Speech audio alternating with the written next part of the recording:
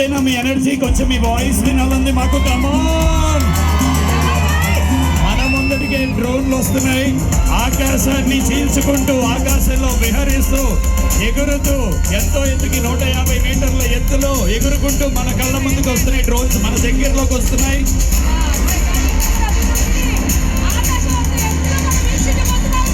మన తెలంగాణ అభివృద్ధిని, మన కరీంనగర్ జిల్లా అభివృద్ధిని మన మినిస్టర్ గారు, మన గౌరవ మంత్రి వర్యులు గద్దల కమలాకర్ గారి ఆధ్వర్యంలో మొట్టమొదటిసారి ఈ స్టేజ్ మీద ఈ లైట్స్ కూడా ఆఫ్ చేయాలి.